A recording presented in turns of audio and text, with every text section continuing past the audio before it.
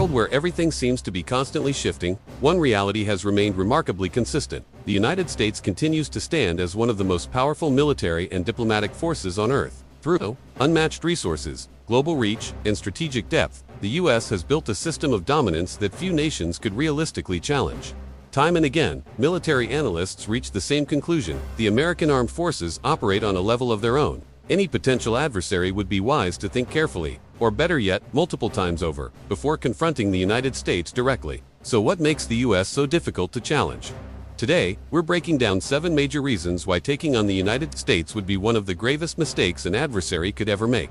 Let's begin with the foundation of America's ultimate deterrent power, the nuclear triad. Since the attack on Pearl Harbor during World War II, no foreign nation has launched a direct attack on U.S. soil. One of the most important reasons for that is the overwhelming nuclear capability the United States developed in the aftermath of that war.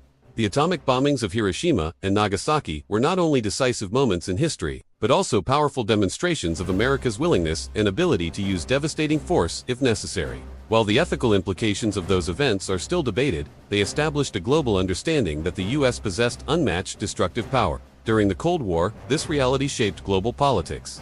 The Soviet Union eventually concluded that directly attacking the United States carried risks too severe to accept. Since then, American nuclear technology has become exponentially more advanced and lethal. In 1952, the U.S. detonated its first hydrogen bomb, a weapon more than 1,000 times more powerful than the bombs used in 1945. From that point on, the United States was capable not just of destroying cities, but potentially erasing entire nations. Today, the United States maintains approximately 5,550 nuclear warheads, making it the second largest nuclear arsenal in the world, just behind Russia. This number is more than sufficient to meet deterrence needs and, if ever required, to carry out offensive operations.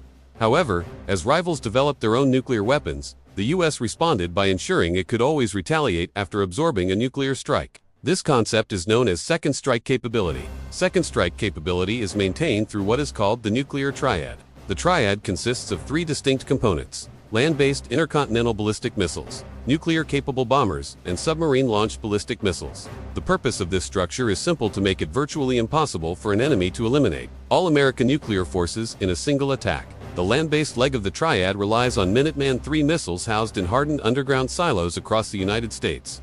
These missiles are on constant alert and can be launched within minutes. Each missile carries multiple independently targetable warheads, allowing a single missile to strike several targets. Although these silos are well protected, their locations are known, making them the most vulnerable element of the triad. The bomber force adds flexibility and survivability. The United States operates a fleet of B-5 to H Stratofortress bombers and stealthy B-2 Spirit aircraft. In times of crisis, these bombers can be launched quickly and kept airborne, making them difficult to neutralize. The B-2 stealth capabilities make it especially challenging to detect and intercept. The most critical component of the nuclear triad, however, is the submarine force. The U.S. operates 14 Ohio-class ballistic missile submarines that continuously patrol the world's oceans. Each submarine can carry multiple Trident ballistic missiles equipped with highly accurate warheads. Because these submarines are constantly moving and extremely difficult to detect, they form the backbone of America's nuclear deterrence. Taken together, these 3 elements make a successful nuclear attack on the United States effectively impossible without triggering a catastrophic counterattack.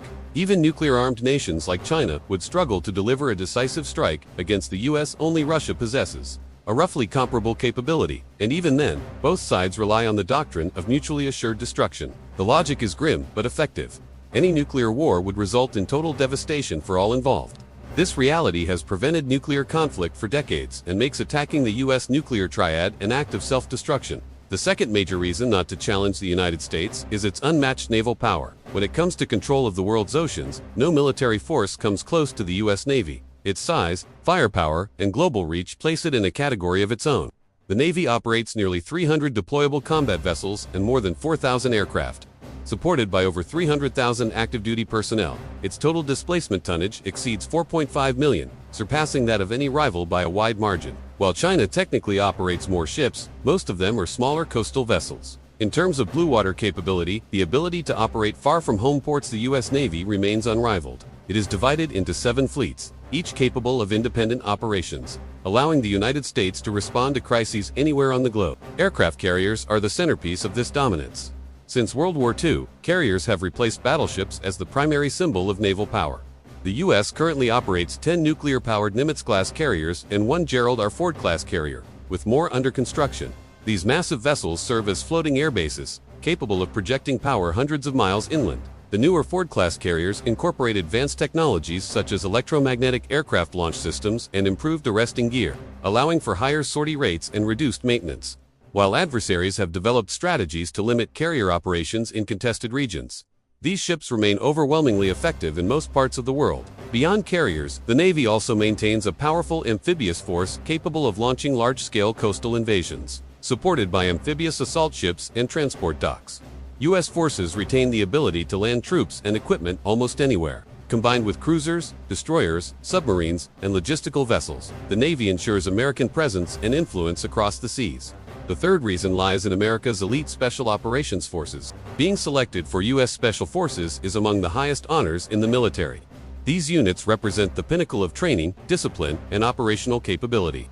The United States maintains approximately 70,000 special operations personnel across multiple branches and specialized units. Well-known formations like the Green Berets and Navy SEALs are only part of this network. Other units specialize in intelligence, psychological operations, logistics, and rapid response missions. At the highest tier are elite units such as Delta Force, SEAL Team 6, and specialized Air Force and intelligence support units. Members of these forces are typically highly experienced, well-educated, and trained in languages, cultures, and advanced tactics. They are designed to handle missions that are too complex, sensitive, or dangerous for conventional forces.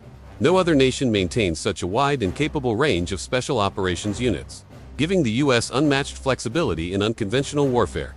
The fourth reason is America's technological superiority. Military strength is closely tied to a nation's economic and scientific base, and this is an area where the United States excels. A large proportion of the world's most influential corporations are American, particularly in the technology sector.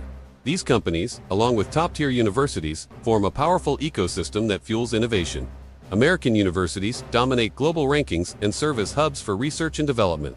Many of the technologies that define modern warfare and everyday life originated from military research programs, including GPS and the Internet. The U.S. military has invested heavily in integrating advanced technologies into its operations. This effort, known as the Revolution in Military Affairs, focuses on information dominance, precision strikes, and networked warfare. Programs like Joint All-Domain Command and Control aim to connect sensors and weapons across all branches, allowing faster and more accurate decisions. Emerging technologies such as artificial intelligence, autonomous systems, hypersonic weapons, directed energy, biotechnology, and quantum computing are areas where the U.S. remains a global leader. Many of the companies driving breakthroughs in AI and computing are American, giving the military early access to cutting-edge tools. These advancements make us forces faster, more lethal, and harder to counter, while also reducing risks to personnel. The fifth reason is America's overwhelming air power. Control of the skies has long been a decisive factor in warfare, and the U.S. Air Force has made air superiority a central objective.